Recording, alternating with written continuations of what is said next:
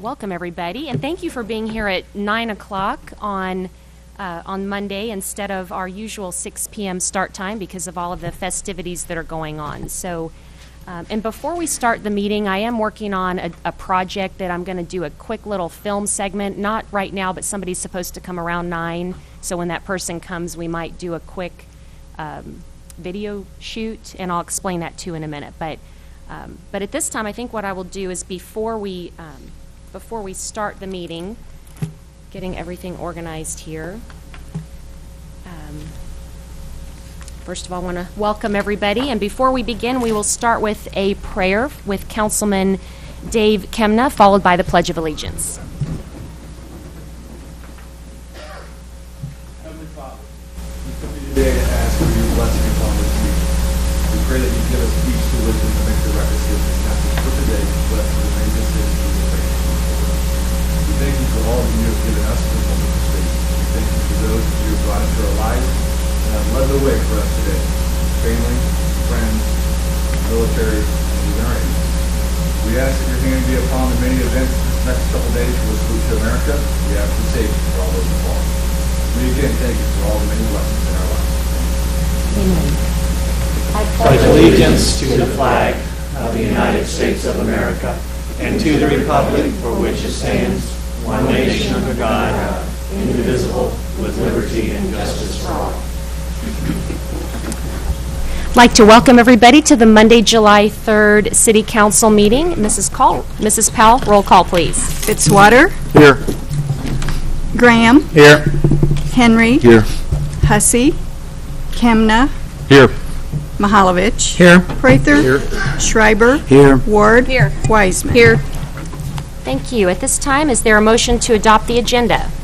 So moved. Second. Any discussion? All in favor? Aye. Any opposed? Thank you. Item 4, miscellaneous agenda items. We have item A, presentation of the Distinguished Budget Presentation Award by Mr. Kroll. Thank you. I am pleased to announce that the city has received the Governmental Finance Officers Association Distinguished Budget Presentation Award for our fiscal year 2016-17 budget, which is our current budget. This is really a significant accomplishment and really proud of it. I want to thank the Mayor and City Council for your commitment to ensuring a high level of information for the citizens to better appreciate and understand the finances of the city. I want to congratulate Director of Finance and Information Technology Manager, Director Margie Miller, and all the staff members and lead personnel, who Margie will introduce in a few minutes here, and the department directors and employees for their hard work in preparing the necessary information for this budget recognition. In order to receive the award, the city had to satisfy nationally recognized guidelines for effective budget presentation as assessed by a team of independent reviewers. The guidelines are designed to assess how well an organization's budget serves as a policy document, a financial plan, an operations guide, and a communication device. Budget documents receiving the recognition must be rated proficient in all 4 categories in order to receive the award. There are 27 budget criteria GFOA determined that this recommends, and this GFOA determined that the city met these guideline requirements.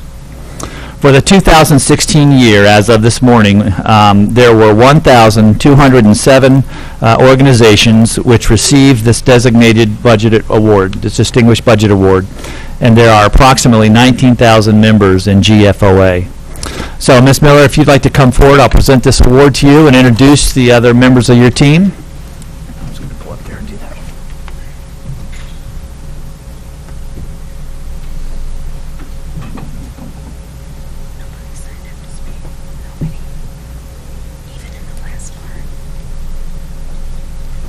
That's the budget award and a nice certificate from GFOA recognizing the city for that accomplishment. Congratulations. Thank you. And congratulations. Yeah. Want to introduce our chief accountant, Sheila Perry, who is the one that prepares all the documents that go with this, and Kara Sankey, our senior accountant, who couldn't make it today for this meeting, but they are the ones that have been doing this for many years and have the tedious and very thorough job of putting this document together. So I want to thank them for all of their work as well. Thank you very much. Congratulations, and appreciate your department and everything. Congratulations. And thank you, Mrs. Miller and Mrs. Perry, for all the hard work. That is definitely something that we are very proud of as a city, and happy to accept that budget award. Thank you. Item B is presentation of the Parks and Recreation Month proclamation to Amy Schrader. And also, did you have anyone else would you like to come forward too okay, that'll be great. We are celebrating Parks and Recreation Month. So I do have a proclamation here that I will share, and then would like to hear all the exciting announcements about what's going on with Parks and Rec Month. So it's great to have both of you here. Thank you. And also Mr. Stiles for being here this morning too. Mr. Gates, thank you. And all of the Parks and Recreation Department, and also for filling in also for Mr. Spalding. This proclamation is whereas the Parks and Recreation programs are an integral part of communities throughout this country, including the city of Jefferson, and whereas our Parks and Recreation are vitally important to establishing and maintaining the quality of life in our communities, ensuring the health of all citizens, and contributing to the economic and environmental well-being of a community region, and whereas Parks and Rec programs build healthy, active communities that aid in the prevention of chronic disease, provide therapeutic recreation services for those who are mentally or physically disabled, and improve the mental and emotional health of all citizens. And whereas Parks and Recreation programs increase a community's economic prosperity through increased property values, expansion of the local tax base, increased tourism, the attraction and retention of businesses, and crime reduction. And whereas Parks and Recreation areas are fundamental to the environmental well-being of our community. And whereas parks and natural recreation areas improve water quality, protect groundwater, prevent flooding, improve the quality of the air we breathe, provide vegetative buffers to development, and produce habitat for wildlife. And whereas our parks and natural recreation areas ensure the ecological beauty of our community and provide a place for children and adults to connect with nature and recreate outdoors. And whereas the U.S. House of Representatives has designated July as Parks and Recreation Month, and the City of Jefferson recognizes the benefits derived from Parks and Recreation resources, we declare in the City of Jefferson Parks and Recreation Month during the month of July. So thank you, and I appreciate all that you do for our city and our community. We have excellent parks, and we'll look forward to report on all that you are doing for Parks and Recreation Month. Thank you, Mayor. Thank you, Council. A couple weeks ago, I was part of a conversation that included about 25 adults, and the question was posed, what was one of your favorite childhood memories? And many, if not all, stated that one of their favorite memories was to be outside and be playing, whether that be riding a bike, playing a baseball game, something like that. So there's a lot of power in play. So the month of July, National Park and Recreation Month, that is the theme this year, is Get Your Play On. So we have taken that theme and run with it. One of the first programs that we have is a month-long program that we're calling Play Unplugged. This is a list of 31 activities that does not require any electronics, no devices, anything. That list we have posted on our website, and I also have copies here. I don't know if it made it into the packet or not. But some examples of that list is search for a four-leaf clover, chase a squirrel, different things like that. We wanted to make it fun for all. So if out of these 31 activities there's something preventing somebody from not doing something due to a physical or a developmental condition, they can write in their own activities. The point of this exercise is to get people out in our parks and get them outdoors and to enjoy things without electronics. If they turn this in at the end of the month, they will be entered into a drawing, and we're still coming up with some prizes, but they would include amusement park tickets, possibly some Royals tickets, and different passes for our parks facilities. So along with that month-long activity, we also have a week-long contest with different themes that incorporate social media. So week 1, which is going on now through July 8th, it's Get Your Move On, which is sponsored by Healthy Schools, Healthy Communities. And they have donated prizes from Red Wheel Bike Shop, including a bicycle, a $50 gift certificate, and a $25 gift certificate to Red Wheel. And we ask that they post a picture of them moving, doing anything. They could be swimming, they could be biking, they could be dancing, something in our parks. And they would hashtag Get Your Move On. And that would put them into a drawing that will draw the following Monday. So that's going on this week. Next week, July 9th through the 15th, is Get Your Splash On. Obviously, any kind of water activities. So they would post a picture with hashtag Get Your Splash On. And they could be swimming, water gun fights, anything like that. That's sponsored by Parks and Recreation. Week 3 is Get Your Happy On. And that's sponsored by Avenue HQ. So they can post a picture of them having fun in the parks and imitating their favorite emoji. So smiley face, winky face, make it a little fun. And the winner of that will receive Avenue HQ comedy show tickets and another prize in there. Week 4 is Get Your Shark On. So this is a little different. That is Shark Week. We are going to be hiding some shark item in one of our 1,400-acre parks, and that is dubbed Shark in the Park. So the first person to locate this prize will bring that back to the link, and they will be given a $10 gift certificate to J. Finney's. And if you are not able to locate that item first, you can still take a picture at that location. We'll have a stationary item there, and then they'll be entered into a drawing at the end of that week for $30 gift certificate to J. Finney's and Royals tickets. So we hope to make this enticing, bringing in some prizes and making it fun. The whole point of Parks and Recreation Month is to get people out and enjoying the parks. Great. Well, we are very much looking forward to this and appreciate Parks and Rec and all that you do in our community. And this is going to be a great month to get active inside the parks for all the families in Jefferson City. So playing along with the social media theme, we're going to get a picture. So if the council would come back here, and then I'll present the proclamation, and Gail will get a picture for us to put on there. Any comments first, though? Yes, Madam Mayor. Before we do that, I also want to announce, since I was going to wait to under the announcements to say this, but going along with the theme of July being Parks Month, on next Tuesday, July the 11th, Parks and Rec and Lincoln University will be doing a groundbreaking ceremony for the new tennis courts. It's going to be on the Lafayette corridor. So I want to say congratulations and thank you to Parks and Rec for partnering with Lincoln University and the community for this wonderful project as we get ready to expand and make Lafayette more appealing and make more people want to take the Lafayette corridor to and from MSP to wherever, to Lincoln University, to the high school. So thank you so very much to Parks and Recs. It's great. We'll be looking forward to that tennis court groundbreaking for the community.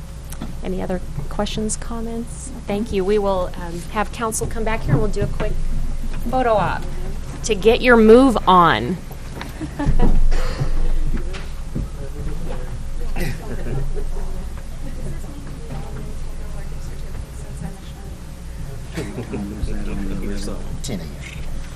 Attorney, shark, same thing. Yeah, July 11th, 10 a.m.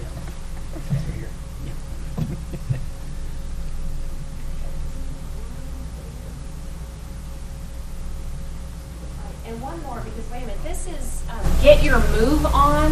So let's all pretend like we're like moving. So ready? Okay, everybody strike a pose. Get your, this is going to be hashtag get your move on. So ready? 1, 2, 3. Okay. All right, so that's going to be hashtag get your move on. Oh, moving right along.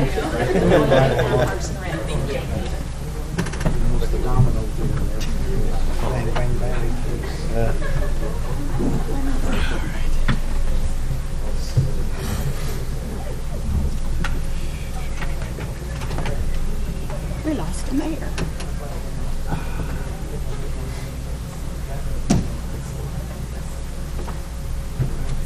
You lost him there.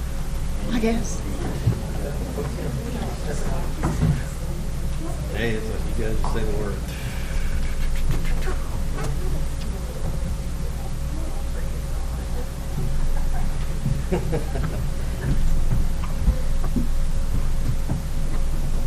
All right, we're going to do, before we move on to item 5, I'm going to do a quick, we're going to do a quick video. And what we're going to do here is, we're entering a contest here. For Good Morning America is having a contest of where can you have the ultimate block party, and where else but the prison cell block is the place for the ultimate block party. So we're going to submit a quick video. And so what we're going to do is this is going to be like we're at a real council meeting, so you can even pan back a little bit where you see like a real council meeting going on. Okay. Oh, whoops, not that far back. This is a real council, this is actually a real council meeting, so. So what we're going to do, I've just turned up my phone here, and then we're going to, I don't want anybody to be alarmed because I'm not like leaving, I am coming back, but we're going to do a quick video here. So we're going to just proceed here. He'll start rolling here.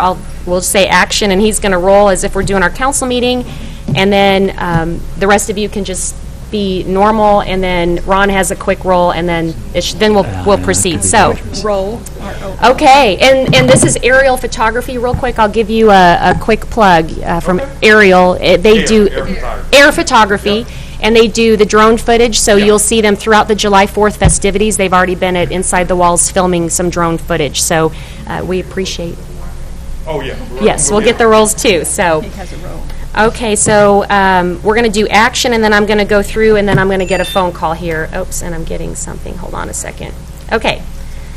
All right, so 3, 2, 1. We're action. All right, and we've just gone through item 4, presentations from Parks and Recreation, and item 5, public hearings, and item 6, we have no appointments by the mayor at this time, so item, oh, I forgot to turn my phone up. No, I did turn it up. Okay, never mind. Hold on a second. I thought I didn't turn my phone up. We got to start over. And I said we're going to do this in one take. So 1 second. I forgot that I'm like, oh, I didn't turn on my phone because I always have my phone off during council meetings. Not today. Okay, we're rolling. Okay, item 7, presentations from staff, consultants, and invited guests. At this time, I'd like to invite Mrs. Diane Gillespie from the Convention and Visitors Bureau to give us a report about the upcoming Eclipse celebration in Jefferson City on August 21st. Oh, wait a minute, excuse me, just hold on, excuse me, I'm getting a phone call, excuse me. Hello. Yes. Yes. The ultimate block party? I know exactly where we would have the most ultimate block party. I'll be right there.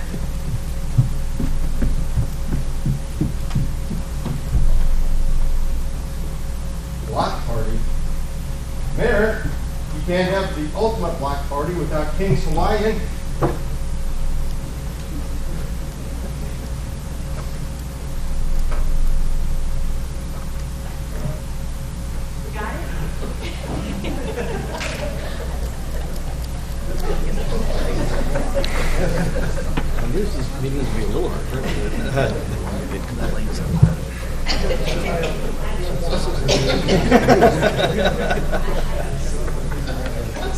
You look like you're going to a party, though.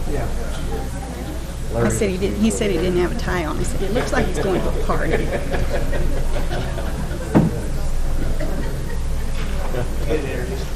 Really? Okay.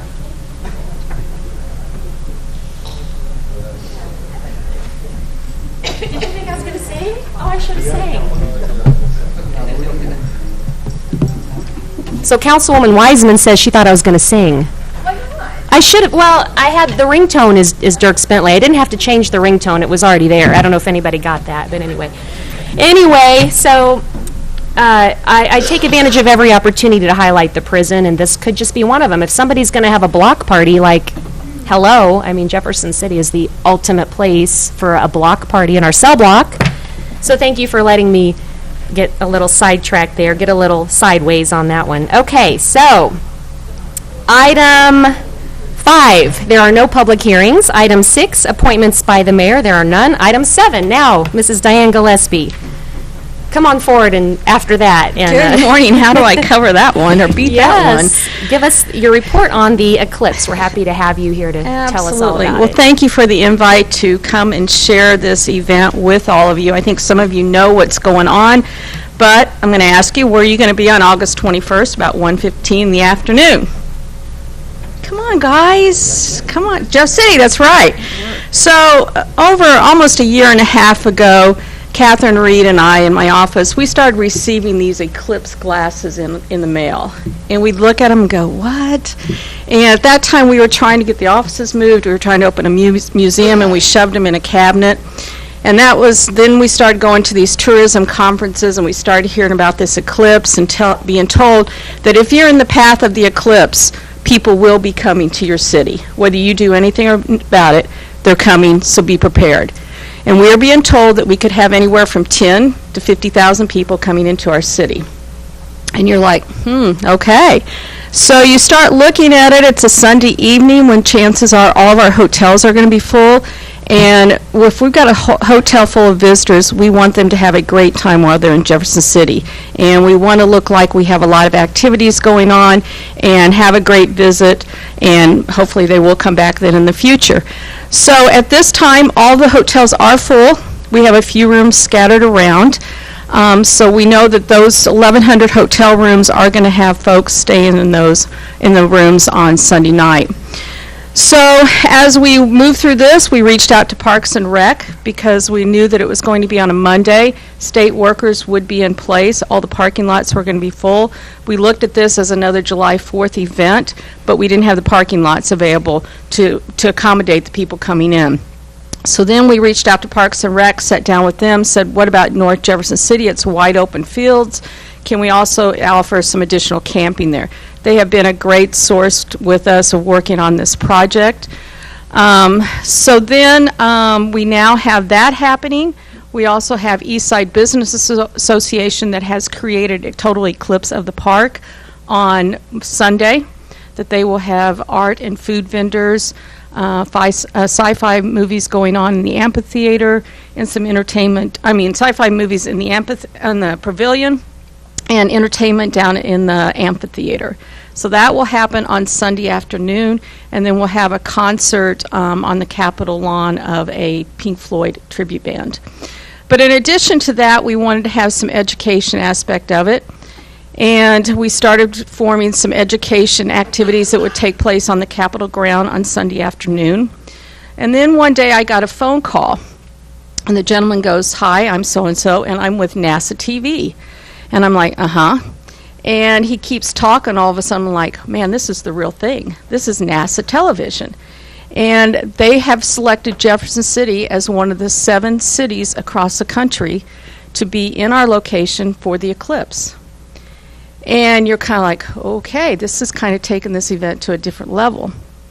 A couple days after that, I got another phone call from NASA offering to bring their Journey to Tomorrow traveling exhibit to our community. It's a 53-foot wide traveling exhibit, and I sent that out to my board to approve the expenses for it, and the response was, duh, Diane, it's NASA. Well, yeah, I understand that, but I still have to have the expense approved. So that has been approved. So we now have NASA television coming in. We have the NASA traveling exhibit, and we also have 2 astronauts that will be traveling with them that will be coming into our community. So then they also wanted some personalities, so I reached out and have gotten that. So what I have given to you in your packet is kind of an outline of all the activities that are going on during the eclipse weekend. And we are still fine-tuning these folks, so we have not really publicized this. If you go to our website, which this is the website photo that we have up here, and whoops, that's some additional information about what will be going on during the events happening starting on the 19th. We have also partnered with the fire department on their Hotter Than Hell 5K that will kick everything off on the 19th. And then we have a mini carnival that will be happening across the river. We've also got the Eclipse corn maze, which the Fisher Farms have come forward and have designed that for us, that is eclipsed based. And then the Saturday Night Live downtown, which will be like a Thursday Night Live, will kick off that Saturday. And then Sunday, as I mentioned, the Education Series and East Side Business Association. So as the eclipse is coming across, you can see where we're located on the path. And then if you, okay. And then if you go to this video, this is live on the website that will actually show this shadow as it crosses the United States and what will happen when it hits Jefferson City. So actually, the eclipse is going to begin at about 11:46, and the totality happens at about 1:15 for 2 minutes and 29 seconds. And then it will continue on until about 2:41 when we will be back to what you could refer to as normal. So that is kind of what's going on there. Again, this is some additional information that you can go to our website and keep updated. You can sign up to receive our emails to keep updated on all the activities happening. So this is a map of all the locations that we have designated for the event. Off to your east is Riverside Park, and then the downtown Capitol area, and then across the river at North Jefferson. With parking over there. Food vendors will be over there on Monday only. So that's where all the activity will take place on Monday. Another section of our website. The prison tour, we are also opened up a tour starting from 11 to 1, and then they will have the opportunity to stay on the grounds for the tour. We had 200 spots open for that, and they are all sold out. And our eclipse glasses. If you need glasses, we do have those available for you. And then this is a list of all the news media outlets that have covered us. Recently, we came out in CNN as one of the top 10 locations to be. We have also, Catherine was working with New York Times last week on a story, and CNN is going to do another story on us. So this will be updated on our website.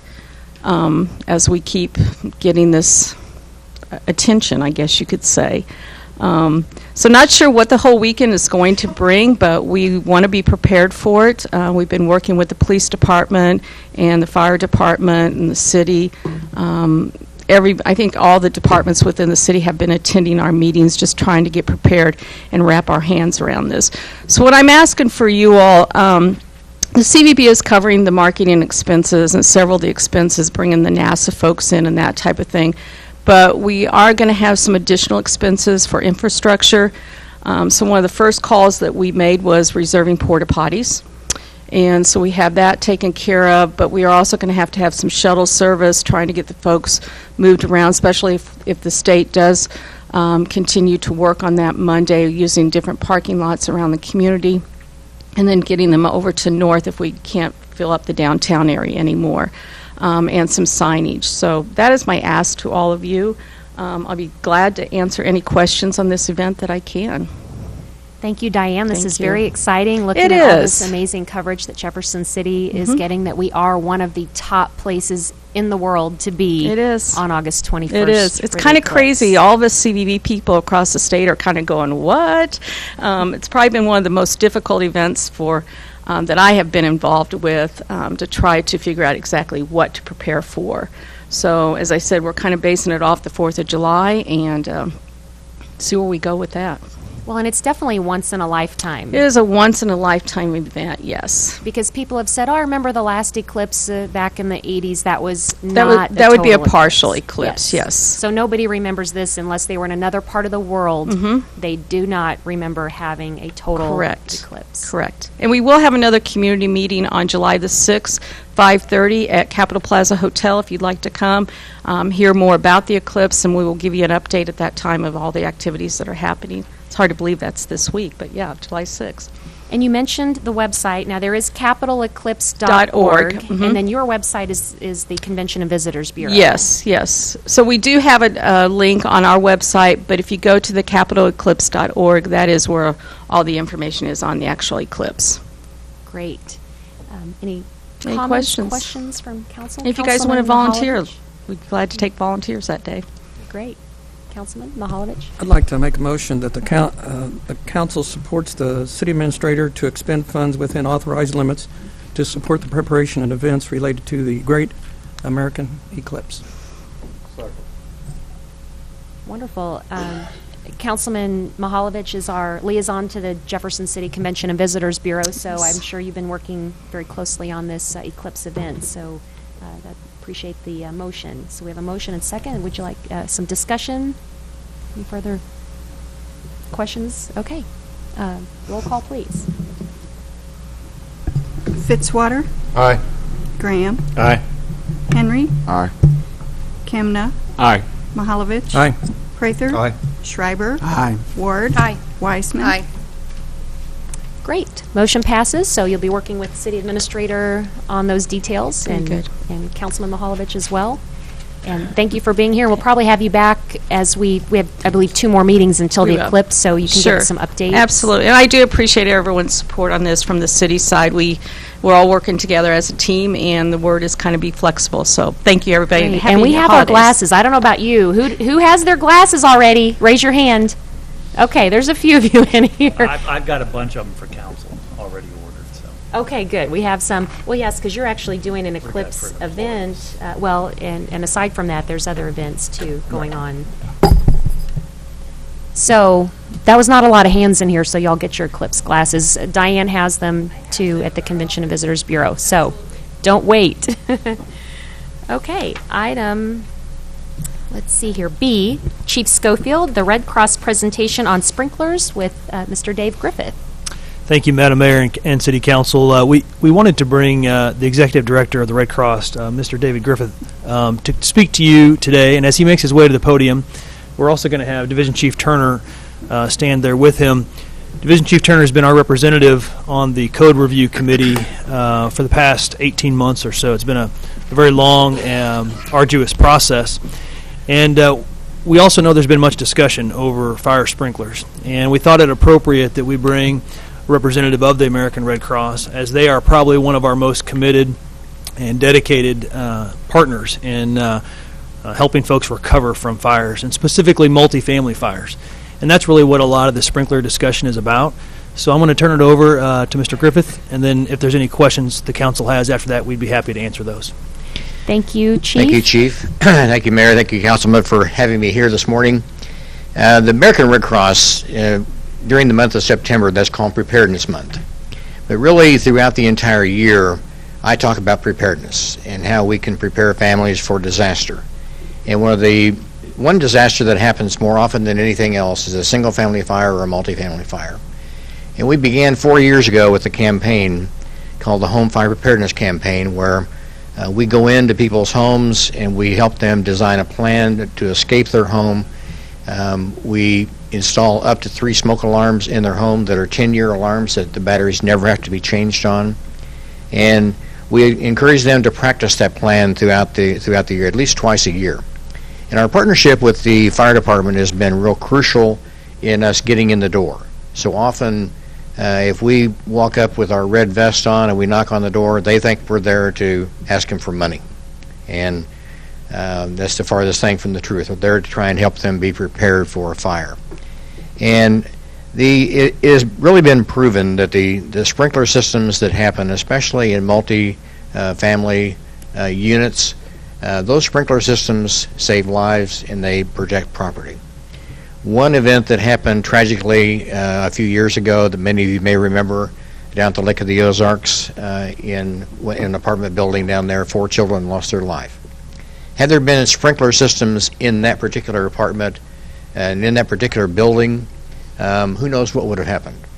But we do know that just this past Thursday over in Columbia at the Lenore Senior Services building that's just on the east side of Columbia, the fire department responded to a fire there that an unattended stove had been left on, and when they got there, smoke was coming out of the apartment. But the sprinkler system that was inside the apartment put that fire out. Had there not been a sprinkler system in there, the results of that would be a whole lot different than what they are now. That was spread from one apartment to another, and they estimated the damage to that apartment at $15,000, but if it had not been there, who knows what would have happened. They quoted the National Fire Protection Association that says buildings, reports fires in buildings equipped with automatic sprinklers were controlled 96% of the time.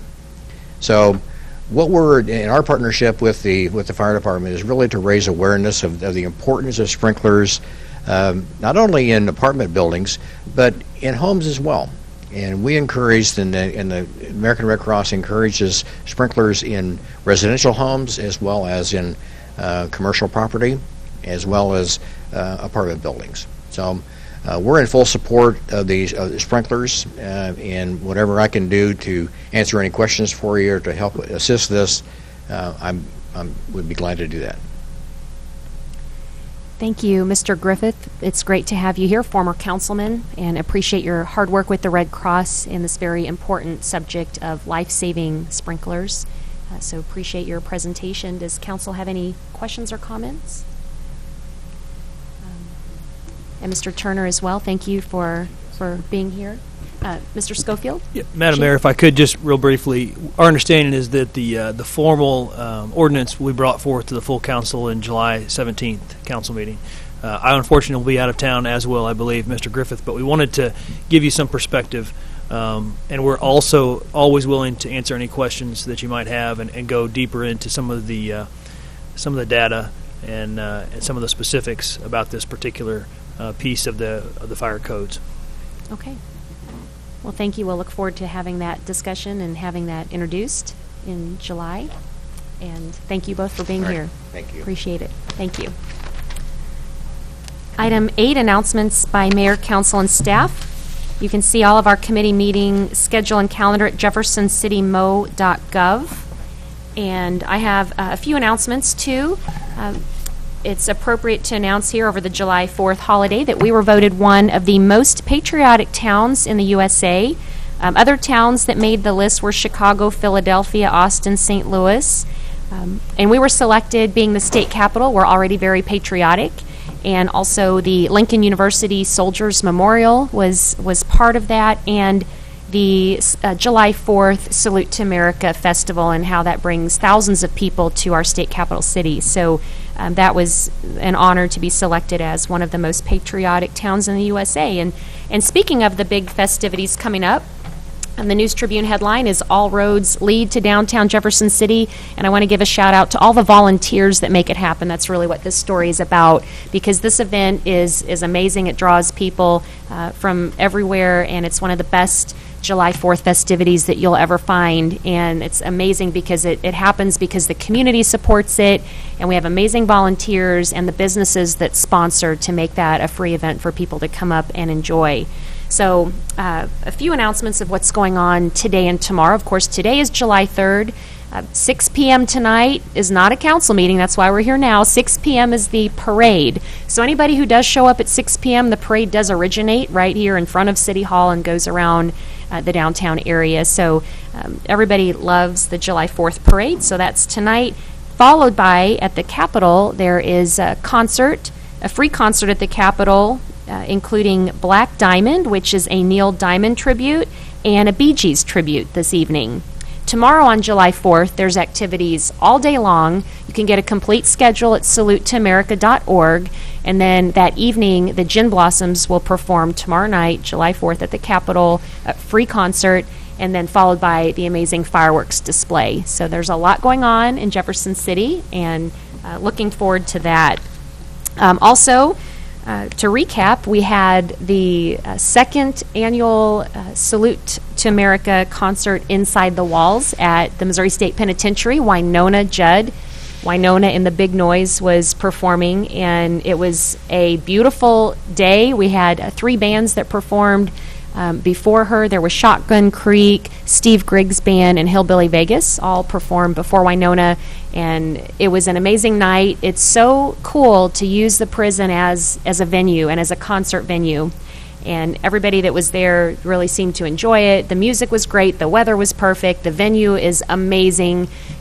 So really appreciate all of the entities that came together, the city, state, county, Convention and Visitors Bureau, the chamber, everyone that came together to make something happen inside the prison walls. And we did have some councilmen there that may have something to add about the experience. I know I did run into Councilman Fitzwater and Councilman Kimna that were there. Do you have anything to add about the prison concert?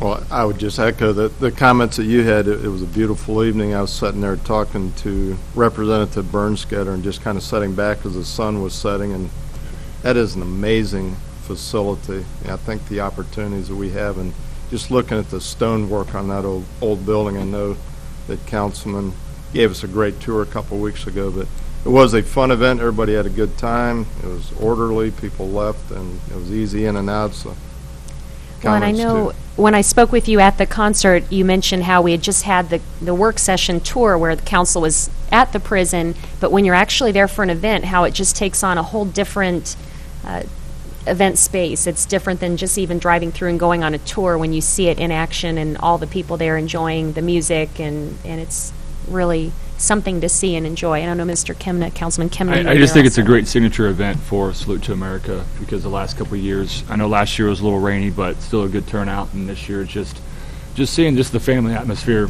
you know, grandmothers and their grandkids and just hanging out, and we had a great turnout, and I just think it was a great place to have it, just to, like he was saying, just to look at the prison and having that atmosphere, and I hope we can continue that tradition of having that concert at the prison. Well, I agree completely. It was great. And Winona was amazing and fantastic and fabulous. What an amazing performer. And, of course, I feel like I've been Mayor Winona for about the last month and really enjoyed it. And it was really neat to actually get to welcome her officially to Jefferson City and to the prison. So, how many people were in attendance, Madam Mayor? Tickets sold?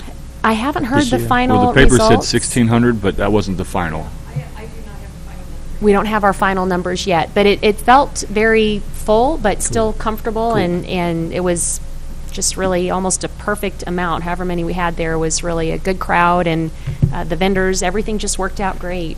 But as the sun went down and the lights kind of came out of those old buildings, it was pretty awesome to see that venue as the lights were coming out of those prison. I had a little girl said, I think I saw a ghost going through that. She came up to me and was like, anyway, it's kind of cool to be on the prison grounds. So it was a really super event.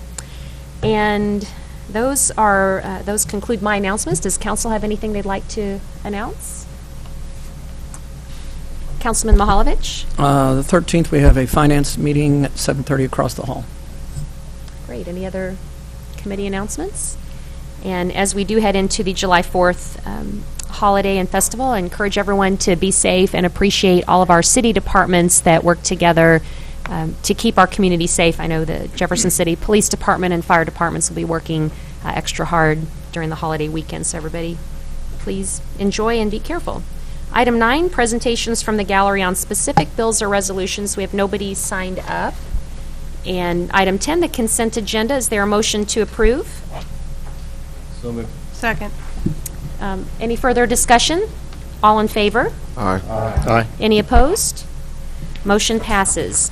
And you know, as I just turned the page, I realized I did forget an announcement, so I'm going to go back to that and say, because I cannot forget, that we do have the Mayor's Cup golf tournament is July 21st at Oak Hills, which is one of our Parks and Rec city golf courses. So I encourage everybody to come to Oak Hills. This is a tradition started by Mayor John Landwehr, so I'm not going to disappoint. We're going to make it even bigger and better than when he was mayor. No, he's been doing it for many, many years to highlight our city golf course. So if you'd like information for that, let me know. It is Friday, July 21st. And what better excuse to get out and enjoy our city golf course, but also to support the Jefferson City Kiwanis, which is all the proceeds for that golf tournament would go. So please see me there. Item 11, bills introduced, 2017-27. Mrs. Powell? An ordinance of the City of Jefferson, Missouri, changing, amending, and modifying the zoning map of the zoning code of the City of Jefferson by rezoning property located in the 1200 and 1300 block of Trade Center Parkway from M1 Light Industrial to PUD Planned Unit Development, endorsing an associated comprehensive plan amendment and approval of a concept PUD plan for said property. Mr. Sanders. Thank you, Madam Mayor. As the clerk said, this is a rezoning of a piece of property out west. I'll show a map in a moment. From M1 Light Industrial to a planned unit development. Associated is also an endorsement of a comprehensive plan amendment showing that change in land use. And there is an attached concept PUD plan. A concept PUD plan will go back through the process of planning and zoning and back to the council for final approval. The property is out off Trade Center Parkway. You can see here on the map, the yellow line is the city limit. This is one of the westernmost parcels inside the city. Over to the north is Bighorn Drive, just right below Highway 50, and sort of to the lower right is Modine.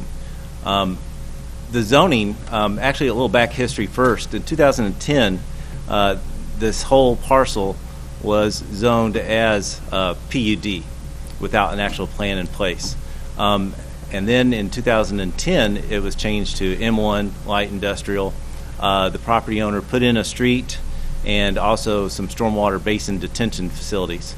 Due to the economic situation, there was no development in that area. So they are requesting a rezoning to PUD to be able to facilitate the development of about 40 apartments. They also have a, here's a little bit better graphic. Well, let me get one zoomed in a little bit more. So to your left is north. That is Trade Center Parkway, the road that is already built. Over to the left, that big blue sort of weird-looking shape, that is a detention facility that is already built for stormwater. And then those are the buildings that are to be built. There's going to be an on-site manager. There'll be after-school daycare, and there's about 40 units in that complex. I believe most are 2- and 3-bedroom units. And they're planning a buffer yard, a 50-foot buffer yard along there's a right-of-way easement for electrical power. So we are just asking that, and here is a rendering of a possible look of what the facility would look like. So this is just sort of the first reading, heads up. We did have a public meeting. There were several people from that area that were opposed to it. The Home Builder Association was positive for it, and then some other people just had some comments on it. Just want to share that with you. It did pass Planning and Zoning 7-1, and I'd be glad to answer any questions. Thank you. Any questions? Councilwoman Ward? We just heard about the new building code requiring sprinklers in apartment complexes. I believe that code will be for fourplexes. This is going to go through before that will. Since the PUD and the city staff works very closely with those developments, will we be looking into requiring sprinklers?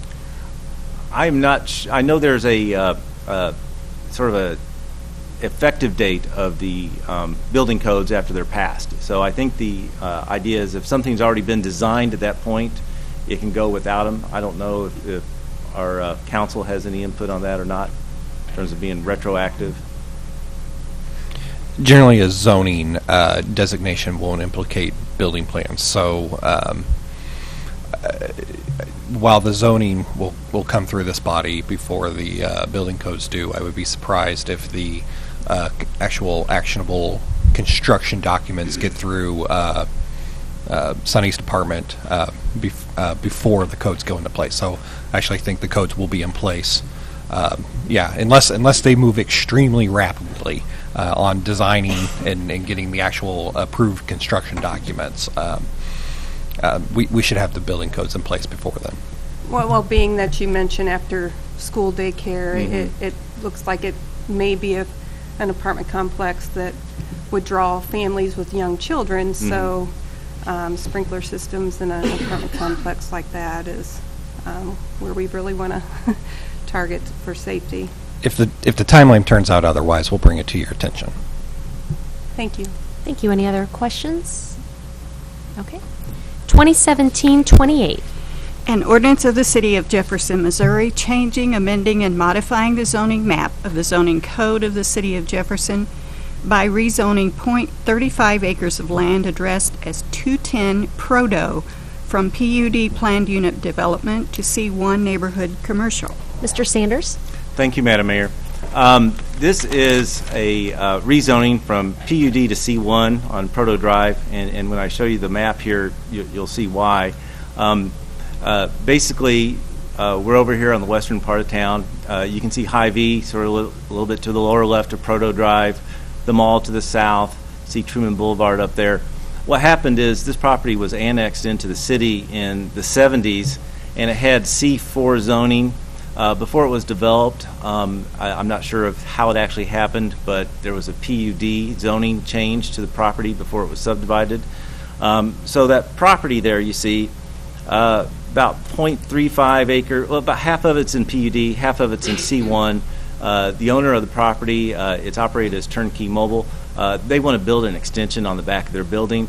The back is in the PUD zoning. The front is in the C1. If they were in C1, they could just go ahead with the process and get a building permit. But the owner and staff is recommending that this rezoning takes place so that it's not a burdensome to the owner, and we have to go through the owner's process of a PUD amendment. With that said, it passed unanimously at the Planning and Zoning Commission, and I'd be glad to answer any questions. Thank you. Any questions, comments? All right. Thank you. 2017-29. An ordinance amending Chapter 35 zoning code of the Code of the City of Jefferson, Missouri pertaining to event centers, nightclubs, after-hours establishments, and smoking lounges. Mr. Sanders. Thank you again, Madam Mayor. As the clerk indicated, there are several types of land uses in this text amendment for the zoning code. What we're doing is we're defining what those uses are, we're defining where they can be located in the zoning areas, and also some parking requirements. So I'd like to first start off, and I'm sorry I can't read that myself, but some definitions of what these facilities are. An event center or banquet hall is basically used for leasing or renting for functions from private individuals, meetings, weddings, anniversaries, things like that. A nightclub actually is in the code, but we're changing the definition. Previously, it required dispensing liquor and meals, but now the definition would read, it's an establishment in which music, dancing, and or entertainment is conducted during the evening hours in a social setting, but not including bars or taverns as defined in this chapter. The other category is the after-hours establishment. Basically, any establishment that's open between 1:30 a.m. and 4 a.m., whose primary purpose is nightclub entertainment, teen clubs, dance clubs, establishments which feature the playing of live and recorded music, and whatnot. The other category, a smoking lounge, would be a retail store that is primarily for the sale of tobacco smoking products where their floor area or their volume is 70% or more, or half of their revenue is generated by tobacco-related product sales. So those are the definitions of the land uses. Where we're placing these in the code is, you can see up here, a whole new category. The event center or banquet hall would be a conditional use permit in the rural land use. It'd be permitted in C1, which is the neighborhood commercial, the general commercial C2, and also permitted in the downtown commercial. And it would be a, my glasses on, sorry. Permitted use also in M1, M2, the general industrial. Nightclubs, after-hours establishments, and smoking lounges would be permitted in the general commercial C2, and with special exception in C3, which is the downtown area. And the nightclubs and after-hours establishments would be permitted in the general industrial. There's also a requirement that for my notes here. For the smoking lounge, after-hours clubs, if they're going to be within 250 feet of a residential dwelling, including loft apartments, they'll require a special exception permit. That special exception permit process goes through the Planning and Zoning Commission and then to the council for approval. And then the parking, I don't think I have it up there, but it's pretty standard in terms of what the other uses in those general areas are. I'd be glad to answer any questions. Any questions, discussion? All right. 2017-30. An ordinance amending Chapter 35 zoning code of the Code of the City of Jefferson, Missouri pertaining to assisted living facilities. Mr. Sanders. Thank you again, Madam Mayor. These are getting easier as we go. A gentleman came in. He had a property which was used as a skilled residential center. It's been there since prior to 2000, and he was wanting to do an addition, and we discovered that C2 does not permit that type of use. C2 allows some residential uses such as apartment complexes.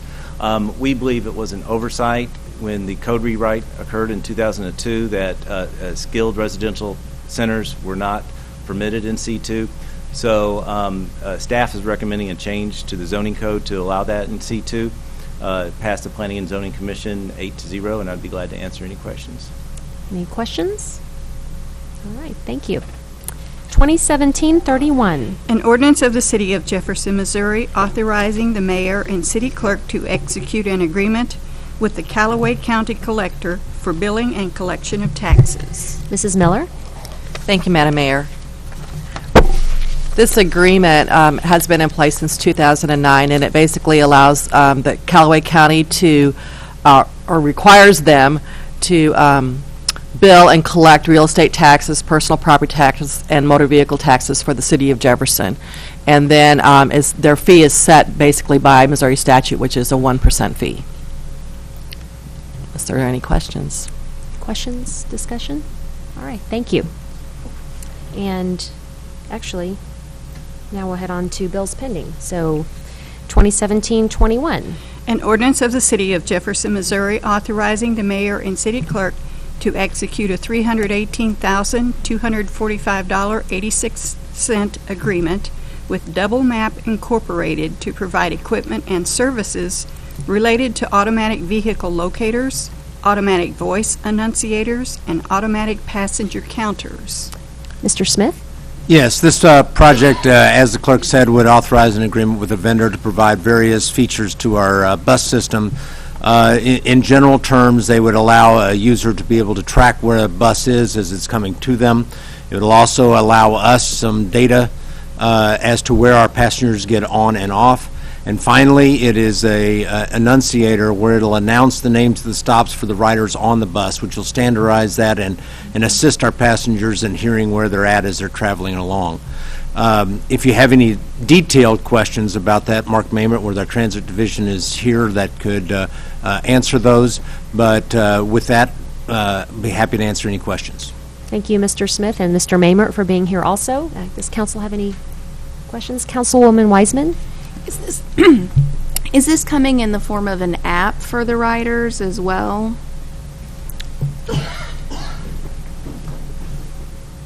Mark, why don't you just go to the...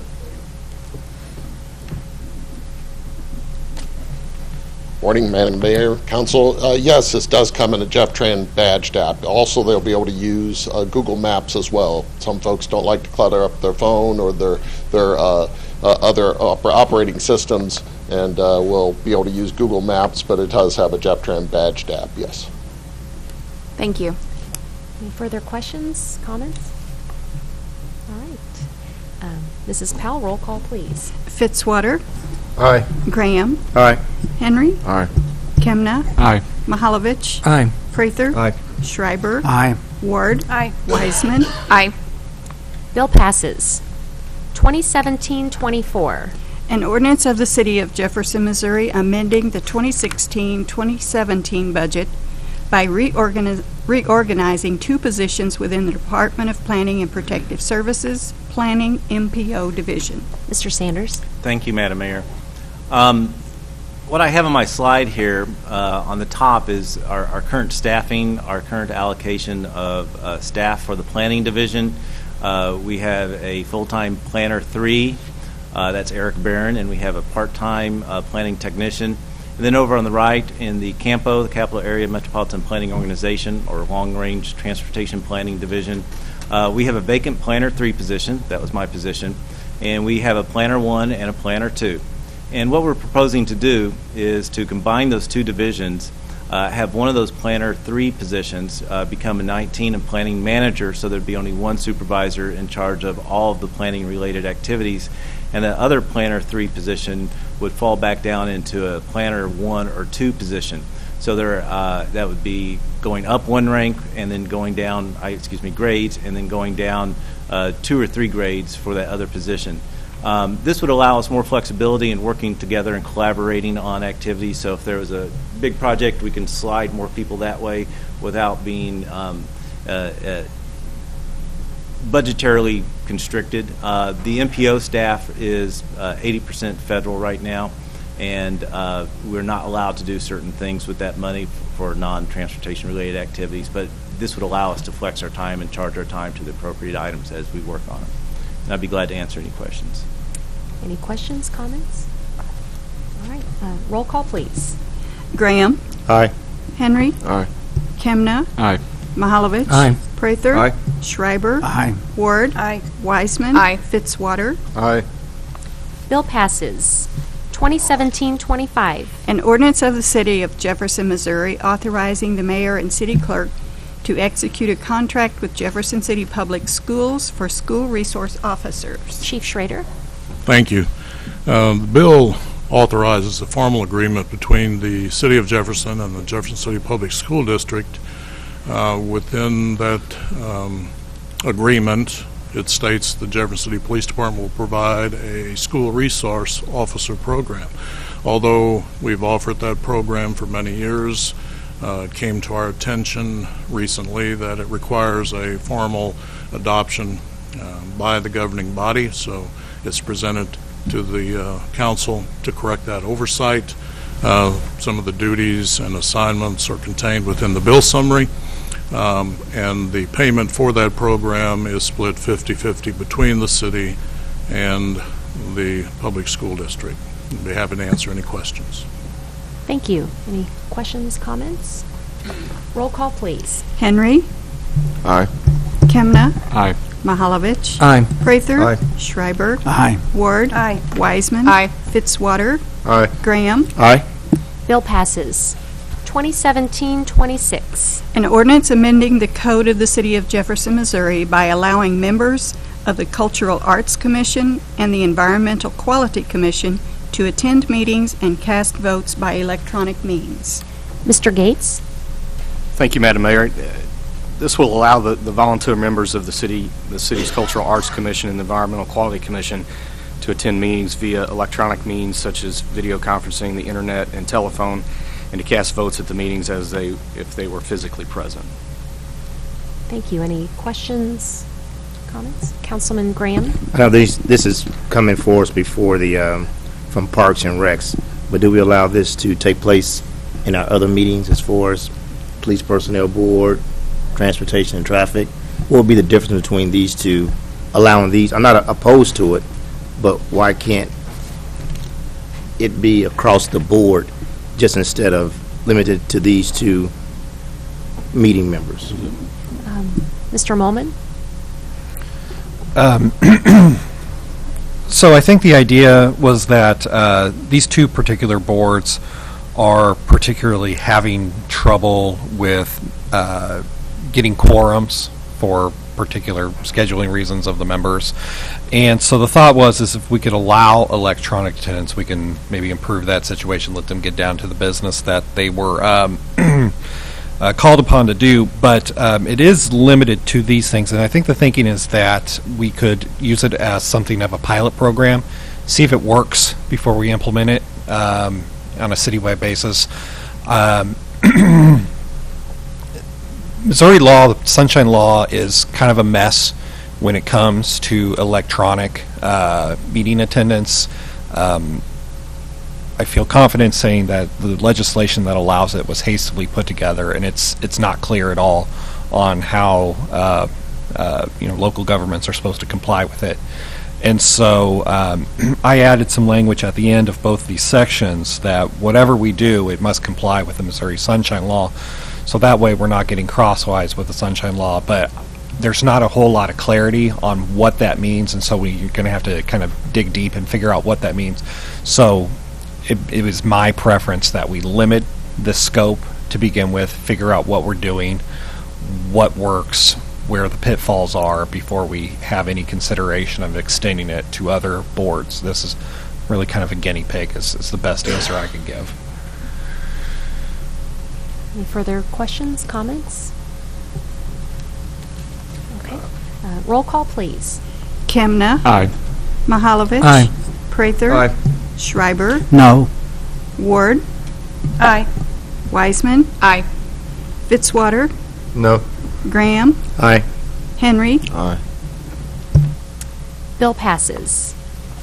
Item 13, informal calendar, 2017-9, and the bill sponsor is absent, so, and that dies with this meeting. So, Mr. Molman, what's the direction we would take on that?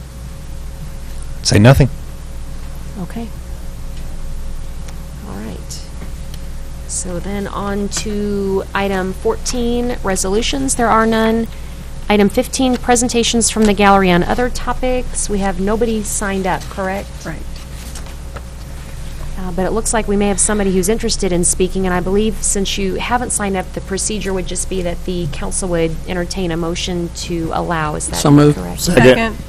Any discussion? All in favor? Aye. Any opposed? Okay, welcome.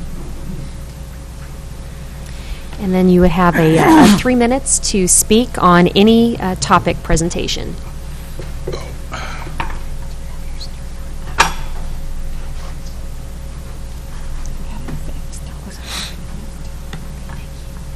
Good morning, Madam Mayor. Good morning. Council. Thank you for agreeing to allow me to speak. And forgive my voice this morning. You were issued a handout that is titled For Immediate Release, and it's from the Friends of Lafayette Street in the Historic Food District.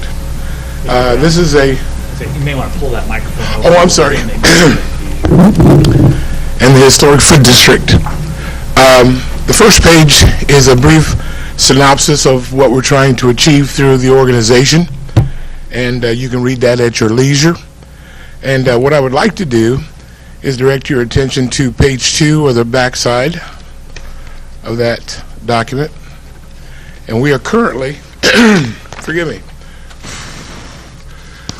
we are currently on item 3 on the back side. And if I may read that real quick, to independently, with the aid of Jefferson City Chamber of Commerce, work with local business leaders and national corporation business chains to develop an interest in locating new business opportunities in and around the Lafayette Street and the Historic Food District and any appropriate site location in the immediate surrounding area.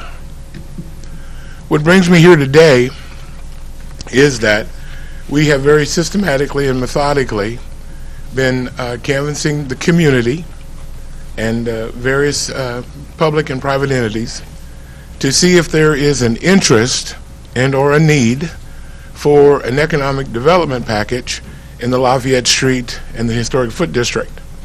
As you all know, we started last year on June 17th to begin to implement this plan by getting Lafayette Street and the Historic Food District recognized as a historical site. In addition, we've been working with Lincoln University to find out what their desires and what their needs are for that area to accommodate the students and the staff at Lincoln University. We're now in the phase where we are canvassing public and private entities to develop an interest in putting together an economic development package for that area. And this would include some type of a facade that would be retail and maybe lodging. Well, as a result of that, we were asked to speak to Ms. Jane Beadham, who has some issues and concerns in the area that we are looking at to develop this economic development package. Well, in doing so, we had a meeting with her, I believe on or about June the 26th, to discuss with her her desires and what she might see as the need for this particular plan. She indicated that she was working with local property owners on School Street, which was in the area that we were proposing this plan.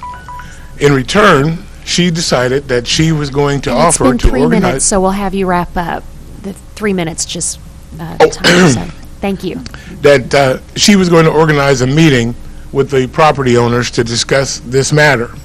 Well, as a result of that, an email was sent out that was containing false and erroneous information. And so I quickly tried to intercede and to correct this situation. And so to just jump forward real quick, And Mr. what had Brown, happened I know was... we've hit the 3-minute mark, so if you could wrap up, that would be great. I will wrap Okay, it up. thank you.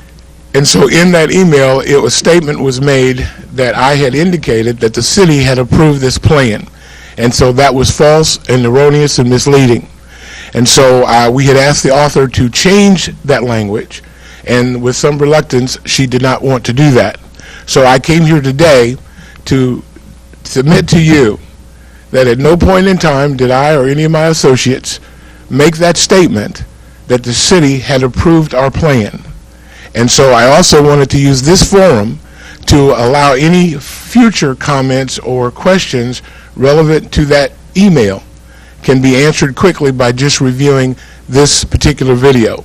So with that in mind, thank you for your time and attention. And if you have any questions, I have Mr. Arthur Brown and Ms. Jane Beadham here if you would like to ask any questions. Thank you. Does council have any questions? Item 16, council and staff discussion of presentation topics. Any council discussion? Okay. Item 17, new business. Item 18, any unfinished business? 19, adjournment. Is there a motion to adjourn? So move. All right, all in favor? All right, everybody have a safe and happy 4th of July. Thank you.